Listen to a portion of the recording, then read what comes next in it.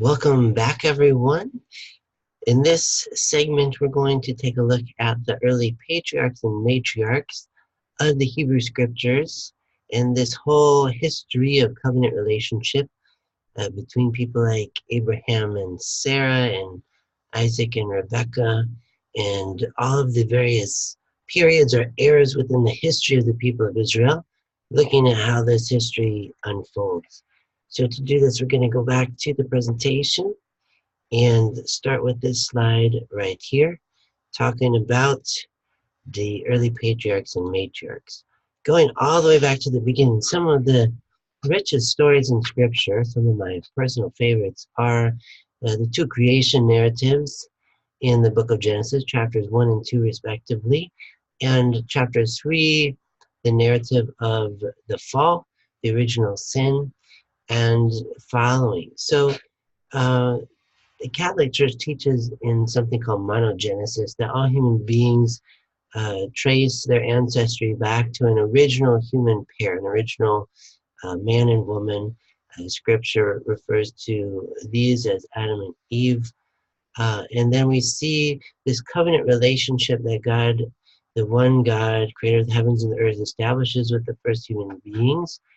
And the promise of redemption even after they sin, and this redemption working its way through other relationships of people who are faithful to this one true God, like Noah and his family. We have this beautiful call of Abraham related further on in the book of Genesis, and his wife Sarah, and the promise of descendants even in their old age. We see in the narrative a wavering of faith, and Abraham has sexual relations with a servant woman named Hagar and gives birth to Ishmael. Ishmael, who figures prominently in the genealogies we read about in the Quran for the Islamic faith. But also then there's the son, Isaac, who is the offspring of Abraham and Sarah. And then Isaac will go on to marry Rebekah, and they will have twins, Esau and Jacob. And Jacob, who will be renamed Israel, has two wives, in this case Leah and Rachel. There is this phenomenon of polygamy in the ancient times for various reasons, but as Jesus will say in the Gospels in the beginning, it was not so. And so later on, when we talk about sacraments, we talk about marriage in terms of monogamous heterosexual union for Catholic belief and practice. But anyways, here's some recounting of some of the key cast of characters, the early patriarchs and matriarchs. The next era follows into this era of liberation. Again, the story of Joseph. We have this Broadway show, Joseph and the Amazing Technicolor Dreamcoat, how the Jewish people ended up in Egypt. There was this famine, and they end up in the territory of Egypt, and eventually become enslaved there. Hebrew people living as slaves. And so this is where we looked at earlier segments of God raising up Moses, his brother Aaron, to confront Pharaoh, saying that God orders the Pharaoh to let his people go, the liberation of the Jewish people, which does indeed happen.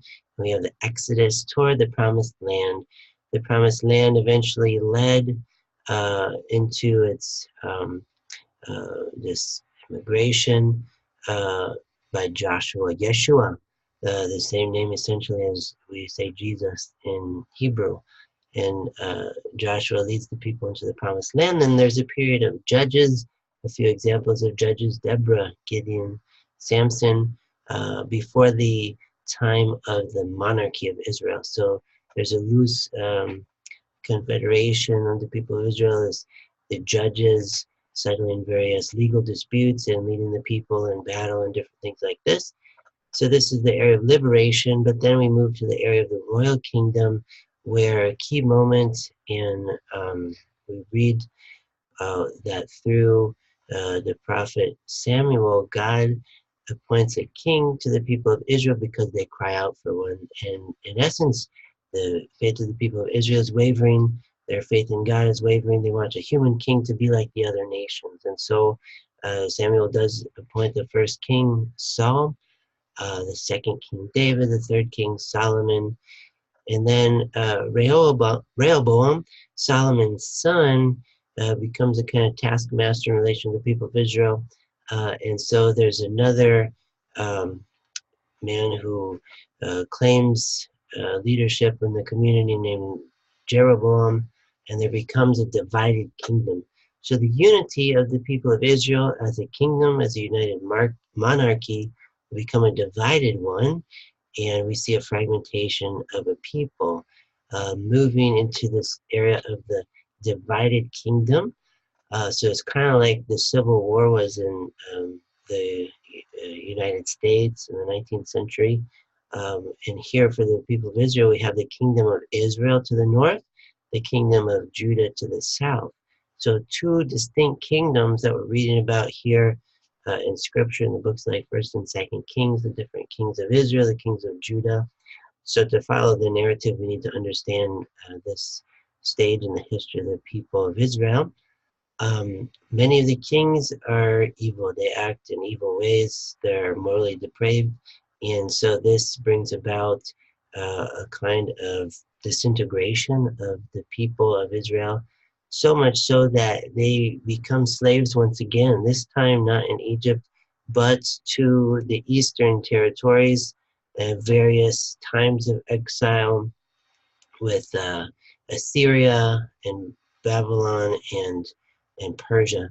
There'll be these different times of exile. So essentially, those two kingdoms of Israel and Judah will disintegrate, and people will be taken captive to these eastern kingdoms for a while. Eventually, there will be a return of people back to the land of Israel. We read about this in the books of Ezra and Nehemiah, restoration of Jewish law and worship and the rebuilding of the wall of Jerusalem. And the people continues all the way up until the era of the Maccabees, Judas Maccabees, and the Maccabean revolt, leading up to the time of Jesus of Nazareth. So the Maccabean revolt, roughly 150 years before the time of Jesus. And then John the Baptist will be the precursor, the forerunner of Jesus, the Messiah. But by this point at the time of Jesus, we have a context of kind of religious pluralism, cultural pluralism. We have the Roman power politically, the Greek Hellenism of the Mediterranean world, and then also the Jewish people living in the midst of this place, this crossroads of cultures. And altogether, we see a lot of apocalyptic literature at this time of the exile, the return of a kind of fighting for religious identity, national identity. So we'll have some apocalyptic literature, like in the book of Daniel, for example.